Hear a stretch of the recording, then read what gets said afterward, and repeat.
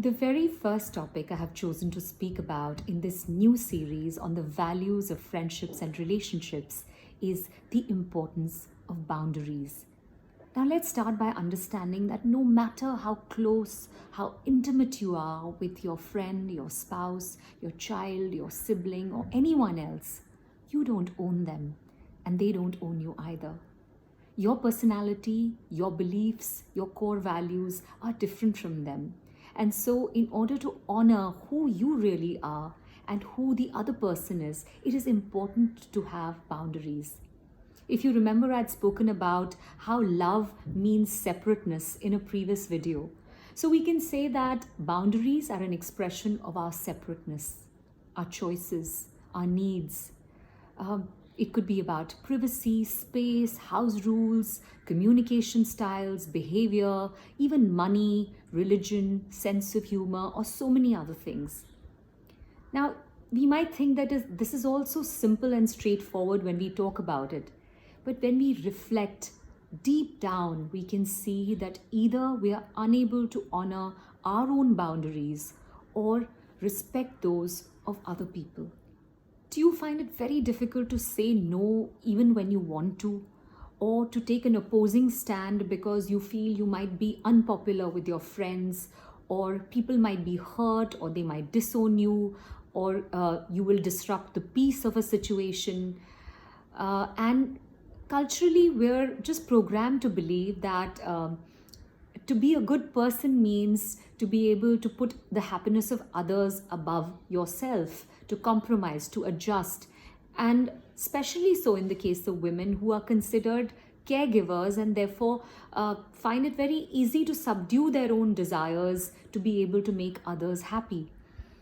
Often in our childhood, when we are made to feel unimportant and always brushed aside, or are made to feel that we need to please others in order to survive, we carry that pattern on for years and years without even consciously realizing it. On the other hand, sometimes we're so rigid and aggressive about our own do's and don'ts that we don't realize we end up being insensitive to the needs of others. And people are actually cautious around us with what to say and what to do because they don't want to upset us. In such a situation, again, boundaries become unhealthy and imbalanced because the idea is for them to be situationally evolving and flexible, for them to be healthy. Growing up in a very stern and authoritarian environment can sometimes make us like this, or when we have a narcissistic tendency and lack the empathy for others, we can also become insensitive to their needs. When I need to evaluate my boundaries with others, one question that I ask myself that always works is, do I believe that my inherent worth as a human being is the same as that of the other, regardless of age, gender, status, or ability? So you must also ask yourself this question, and if the answer is no, then maybe it's time you looked at yourself or others differently. And this requires honest self-reflection and some effort to change. But it's just so worth it because you will find that the quality of your relationships will greatly improve, and so will the quality of your life. So to summarize, knowing your boundaries is a matter of deepening self-awareness, and knowing the boundaries of another is about making a sincere effort to understand them deeply, the people that matter to you. And then about communicating those boundaries and addressing violations of boundaries. All this can become very easy if you understand something called assertiveness skills.